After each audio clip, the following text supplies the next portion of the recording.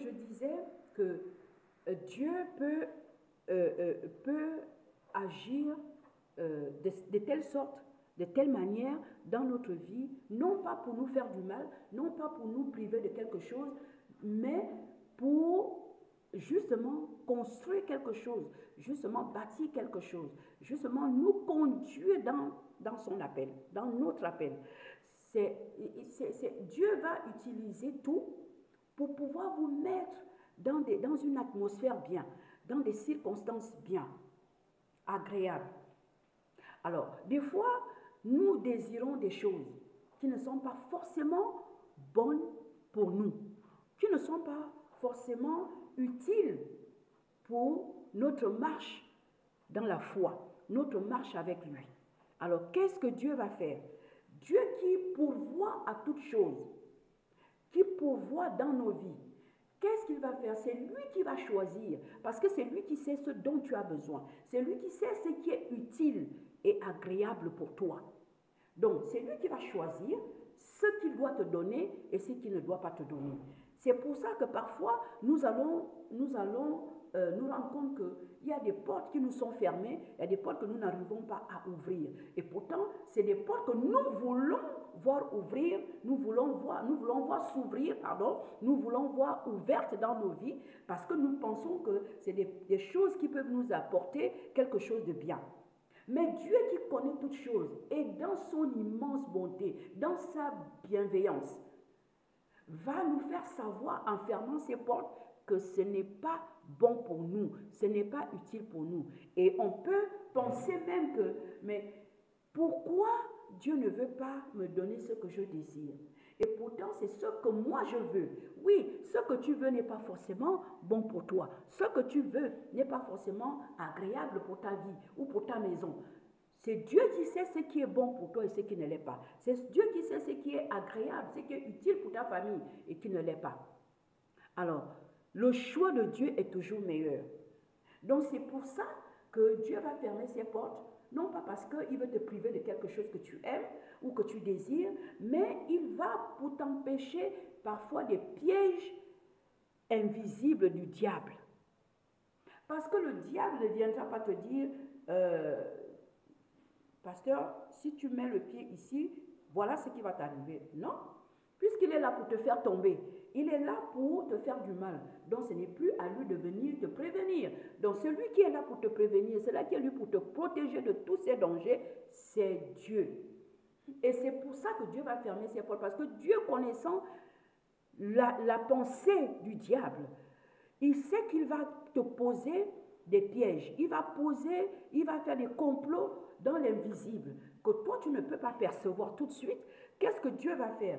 Dieu va permettre que ces portes restent fermées, que ce que tu désires de tout ton cœur, ce que tu veux là, tu ne l'obtiennes pas, parce qu'il sait que c'est un piège pour toi, c'est un piège placé par le diable pour toi, pour te faire chuter, pour te faire tomber, pour te faire buter, pour que tu n'entres pas dans ta destinée, pour que tu n'entres pas dans ta bénédiction bien-aimée. C'est à cela que Dieu fait tout pour que ces portes que nous désirons soient fermées. Alors Jephthé va quitter sa famille avec un cœur saignant. Il ne comprend pas l'attitude de ses frères. Il ne comprend pas le comportement de ses frères. Mais il est loin d'imaginer que tout cela est engendré par le grand Dieu. Le Dieu qui est censé le protéger. Le Dieu qui est censé lui faire du bien. Le Dieu qui est censé lui procurer de la joie. Mais c'est ce Dieu-là qui va le rendre triste. Ce Dieu-là qui va lui imposer le départ de sa maison. Parce que ses frères sont en train de le mortifier. Par des paroles méchantes, par des paroles blessantes. Alors il va sortir et aller dans une autre contrée. Mais pendant que Jephthé est dans cette contrée, cette nouvelle contrée, tout commence à se passer bien pour lui. Il commence même à oublier le rejet de sa famille. Il commence à oublier la peine que cela a provoqué dans son cœur. Il commence à s'habituer à son nouvel environnement. Quand tout d'un coup, il va recevoir un message de ses frères qui lui disent « Nous avons besoin de toi. » Ah, bien-aimé, nous avons besoin de toi.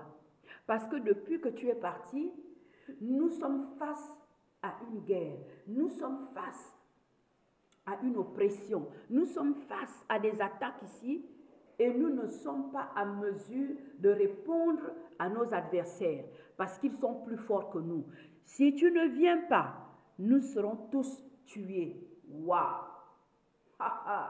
C'est là que Jephthé commence à comprendre. Jephthé commence à se poser des questions. Suis-je vraiment important pour vous? Vous qui m'aviez rejeté, j'ai été rejeté. J'ai été cette pierre qu'ont jeté les bâtisseurs et qui est finalement devenue la principale de l'angle. Alors, que puis-je faire pour vous, moi, enfant d'une prostituée? Que puis-je faire pour vous? Je ne suis qu'un fils de prostituée, donc je ne peux rien apporter dans vos vies, puisque je ne suis qu'un rejeton d'une prostituée. Que puis-je apporter à vos vies? Non, cher frère, cette fois le langage commence à changer. C'est maintenant, cher frère, tu es notre frère, nous t'aimons. Tu es notre sœur, nous t'aimons, bien-aimés. Lorsqu'on se sent rejeté par sa famille, des fois, on ne vous implique plus dans tout ce qui se passe dans la famille. Lorsque vous arrivez même à l'improviste dans une réunion familiale, vous avez l'impression qu'on ne veut même plus continuer la réunion parce que la mauvaise personne est là. Et puis tout d'un coup, ces mêmes personnes vont changer de langage. Maintenant, on ne peut plus rien faire avant que vous ne soyez là. Bien-aimés, c'est ce que Dieu est capable de faire dans notre vie. Dieu est capable de nous rendre indispensables pour nos familles. Dieu est capable de nous rendre indispensables pour nos amis. Dieu est capable de nous rendre indispensables pour nos connaissances. Dieu est capable même de nous rendre indispensables dans nos lieux de travail, dans nos lieux d'éducation et encore mieux, dans nos assemblées. Non pas parce que personne ne peut faire ce que vous faites, mais parce que Dieu veut se glorifier. Dieu veut se glorifier pour montrer à l'homme que c'est lui le maître et que c'est lui qui décide. C'est lui qui donne de la valeur à un homme. C'est lui qui donne de la valeur à une femme. C'est lui qui donne de la valeur à sa créature. Il dit qu'il nous a fait semblables à lui. Alors nous avons l'image de Christ, nous avons le caractère de Christ.